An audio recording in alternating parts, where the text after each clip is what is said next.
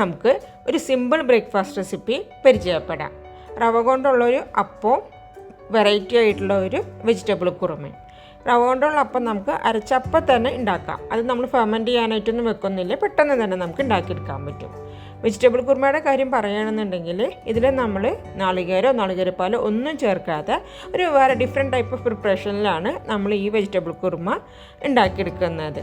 അതുകൊണ്ട് തന്നെ നാളികേരം ഉപയോഗിക്കാൻ പറ്റാത്തവർക്കോ അല്ലെങ്കിൽ നാളികേരം കിട്ടാത്തവർക്കോ ഒക്കെ ഈ ഒരു വെജിറ്റബിൾ കുറുമ ഒന്ന് ട്രൈ ചെയ്തിട്ട് നോക്കാവുന്നതാണ്.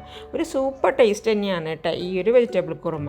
നമ്മുടെ ചപ്പാത്തിക്കും അപ്പത്തിനും ഇടിയപ്പത്തിനും ഒക്കെ നല്ലൊരു കോമ്പിനേഷനാണ് ഈ ഒരു കുറുമ. അപ്പത്തിന് വേണ്ടിയിട്ടുള്ള ബാറ്റർ തയ്യാറാക്കണം. അതിന് വേണ്ടിയിട്ട് ഞാൻ മിക്സിയുടെ ഒരു ജാർ എടുത്ത് വെച്ചിട്ടുണ്ട്. ഇതിലേക്ക് നമുക്ക് ഒരു കപ്പ് റവ ഇട്ട് കൊടുക്കാം. ഞാനിപ്പോൾ വറുത്ത റവ തന്നെയാണ് കേട്ടോ ഇവിടെ എടുത്തിട്ടുള്ളത്. ഒരു കപ്പ് റവ ഞാൻ എടുത്തിട്ടുണ്ട്. ഇനി നമുക്ക് ഇതിലേക്ക് 1/2 കപ്പ് നാളികേരം ചെറുകിയത് ഇട്ട് കൊടുത്തിട്ടുണ്ട്. 1/4 കപ്പ് തൈര് എടുക്കുമ്പോൾ നല്ല പുളിയുള്ളത് എടുക്കരുത് കേട്ടോ. ഒരു മീഡിയം പുളിയൊന്നും നമുക്ക് കുഴപ്പമില്ല. അപ്പോൾ 1/4 കപ്പ് തൈര് ചേർത്ത് കൊടുത്തിട്ടുണ്ട്. ഒരു 3-4 അല്ലി ചെറിയുള്ളി ചേർത്ത് കൊടുത്തിട്ടുണ്ട്. കുറച്ച് വെള്ളം ഒഴിച്ചിട്ട് നമുക്ക് നല്ല ഫൈനായിട്ട് നമുക്ക് അരച്ചെടുക്കാം. ആദ്യം തന്നെ കുറേ വെള്ളം ഒഴിച്ച് അരച്ചെടുക്കരുത് കേട്ടോ. നമുക്ക് കുറച്ച് വെള്ളം ഒഴിച്ച് നമുക്ക് അരച്ചെടുത്ത ശേഷം പിന്നീട് നമുക്ക് വേണമെന്നുണ്ടെങ്കിൽ വെള്ളം ചേർത്ത് കൊടുക്കാം. അപ്പോൾ അരച്ചെടുത്ത ആ ഒരു മാവ് ഞാൻ ഇപ്പോൾ ഒരു പാത്രത്തിലേക്ക് ഒഴിച്ചിട്ടുണ്ട്. അപ്പോൾ അതെ, അരച്ചെടുത്ത് കഴിയുമ്പോൾ നമ്മുടെ മാവ് ഈ ഒരു കൺസിസ്റ്റൻസിയിലായിരിക്കാം, അതായത് ഒരിത്തിരി കട്ടി തന്നെ ആയിട്ടാവും ഇരിക്കുന്നുണ്ടാവുക. പിന്നീട് നമുക്ക് വേണമെന്നുണ്ടെങ്കിൽ വെള്ളം ഒഴിച്ച് കൊടുത്ത് ലൂസാക്കണമെന്നുണ്ടെങ്കിൽ ലൂസാക്കാം. ഇതിലേക്ക് നമുക്ക് ആവശ്യത്തിനുള്ള ഉപ്പിട്ട് കൊടുക്കാം. അതിൻ്റെ ഒപ്പം തന്നെ നമ്മൾ ഒരു 1/4 ടീസ്പൂണോളം ബേക്കിംഗ് സോഡയും കൂടി ചേർത്ത് കൊടുക്കുന്നുണ്ട്. ബേക്കിംഗ് സോഡയും കൂടി ചേർത്ത് ഉപ്പൊക്കെ ചേർത്ത് നന്നായിട്ട് മിക്സാക്കി നമുക്ക് നമ്മുടെ ഈ മാവ് തയ്യാറാക്കിയെടുക്കാം. അപ്പോൾ നമ്മുടെ അപ്പത്തിനുള്ള മാവ് ഇവിടെ തയ്യാറായിട്ടുണ്ട്.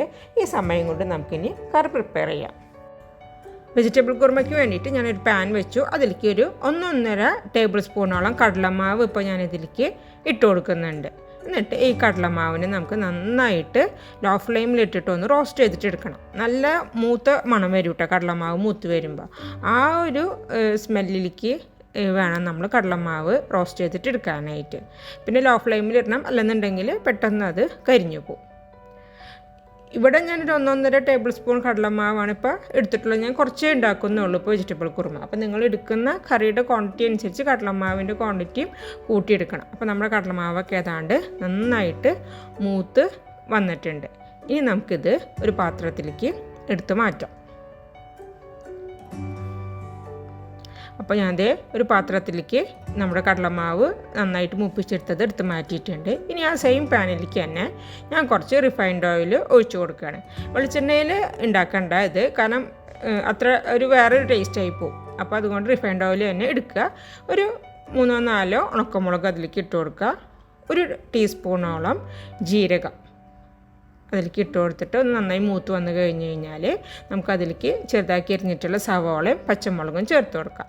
പച്ചമുളക് നമുക്ക് എരിവിന് ആവശ്യമുള്ളത് ഇപ്പോൾ ചേർത്ത് കൊടുക്കണം. കാരണം നമ്മളിതിൽ ഇനി ഒരു പേരിന് മാത്രമേ നമ്മൾ മുളക് പൊടി ചേർക്കുകയുള്ളൂ. അപ്പോൾ അതുകൊണ്ട് നിങ്ങളുടെ ആവശ്യം അനുസരിച്ചിട്ടുള്ള പച്ചമുളക് ഇപ്പോൾ ചേർത്ത് കൊടുക്കണം.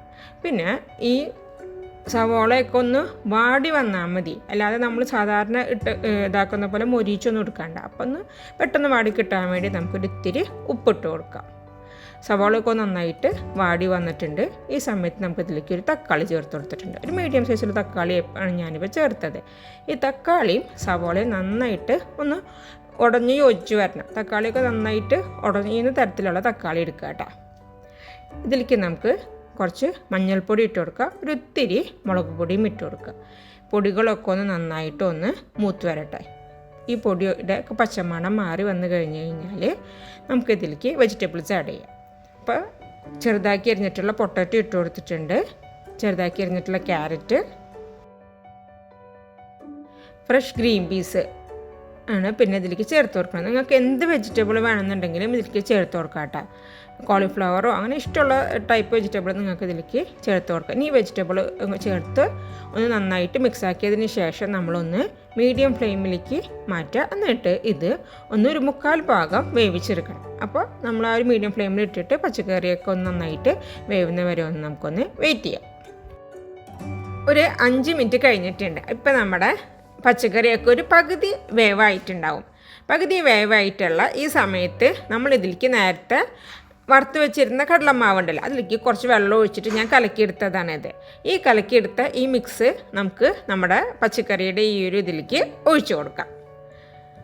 നമ്മുടെ കടലമാവിൻ്റെ ഈ ഒരു ഇതുണ്ടല്ലോ ഇതാണ് നമ്മുടെ ഗ്രേവി. അപ്പോൾ ഗ്രേവിയുടെ കൺസിസ്റ്റൻസി ശരിയാക്കാൻ വേണ്ടിയിട്ട് ആവശ്യത്തിനുള്ള വെള്ളവും കൂടി നമുക്ക് ഇതിലേക്ക് ഒഴിച്ചു കൊടുക്കണം.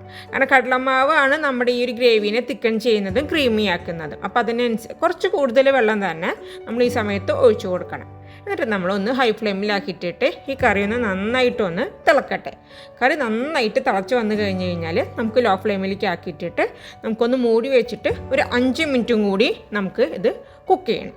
ഈ സമയത്ത് നമുക്ക് നമ്മുടെ അപ്പം ഉണ്ടാക്കാം. അപ്പോൾ ഞാൻ അതിന് വേണ്ടിയിട്ട് ഒരു പാൻ വെച്ചു. ഈ പാൻ നന്നായിട്ട് ചൂടായി വന്നു കഴിഞ്ഞ് കഴിഞ്ഞാൽ നമ്മൾ നേരത്തെ കലക്കി വെച്ചിട്ടുള്ള റവയുടെ മിക്സ് ഒഴിച്ചു കൊടുക്കാം. നമ്മൾ ഫ്രൈ പാനിലാണ് ഇത് ഉണ്ടാക്കുന്നതൊക്കെ, നമ്മുടെ ഈ റവ അപ്പം ഉണ്ടാക്കുന്നത്. നമ്മൾ ഒഴിച്ചു കൊടുത്തിട്ട് 1 മിനിറ്റ് കഴിയുമ്പോൾ ഇതുപോലെ ഇങ്ങനെ ഹോൾസ് വരാനായിട്ട് തുടങ്ങും. അപ്പോൾ ഒരു ഇതൊക്കെ ഹോൾസ് വന്ന് കഴിഞ്ഞ് കഴിഞ്ഞാൽ നമുക്കിതിനൊന്ന് മൂടി വെക്കാം. ഒരു 3-4 സെക്കൻഡ് നമ്മൾ മൂടി വെച്ചാൽ മതി, പെട്ടെന്ന് തന്നെ വെന്ത് കിട്ടും. ഇപ്പോൾ നമ്മുടെ അപ്പം വെന്തിട്ടുണ്ട്. വേണമെന്നുണ്ടെങ്കിൽ നമുക്ക് ഇതിങ്ങനെ തന്നെ എടുക്കാം. അതല്ലാന്നുണ്ടെങ്കിൽ നമുക്ക് വേണമെന്നുണ്ടെങ്കിൽ ഒന്ന് മറിച്ചിട്ടിട്ട് ഒരു 2-3 സെക്കൻഡും കൂടി ഒന്ന് നമുക്ക് ഇതുപോലെ ഒന്ന് കുക്ക് ചെയ്തിട്ട് എടുക്കാം. അത് നമ്മുടെ ഇഷ്ടമാണ്. അത് നമ്മൾ മൂടി വെക്കുമ്പോൾ തന്നെ അത് വെന്തിട്ടുണ്ടാവും ഓൾറെഡി.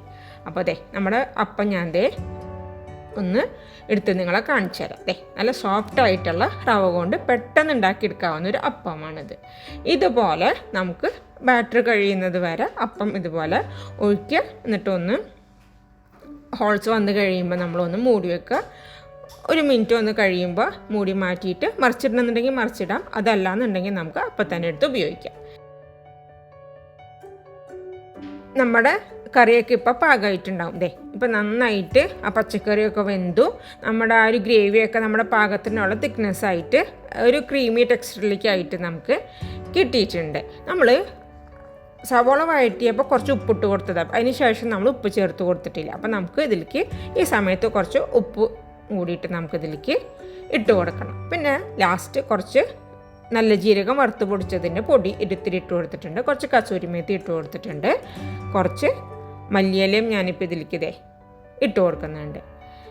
ഇപ്പോൾ നമ്മുടെ കറി പാകമായി. സാധാരണ നമ്മൾ ഉണ്ടാക്കുന്ന നാളികേരപ്പാലൊക്കെ ചേർത്ത് ഉണ്ടാക്കുന്ന കുറുമയിൽ നിന്ന് പെട്ടെന്ന് ഉണ്ടാക്കാനായിട്ട് പറ്റും. നമുക്ക് ടേസ്റ്റ് ആണെങ്കിൽ ഡിഫറെൻ്റ് ആണ് തീർച്ചയായിട്ടും. അപ്പോൾ നിങ്ങളെല്ലാവരും ഈ ഒരു റവ കൊണ്ടുള്ള അപ്പവും ഈ ഒരു കുറുമക്കറിയും ട്രൈ ചെയ്തിട്ട് നോക്കണം. മറ്റൊരു നല്ല വീഡിയോയുമായിട്ട് ഞാൻ വീണ്ടും വരാം ഇൻഷാ അല്ലാഹ്. എല്ലാവർക്കും എൻ്റെ വീഡിയോ കണ്ടതിന് താങ്ക് യു സോ മച്ച്.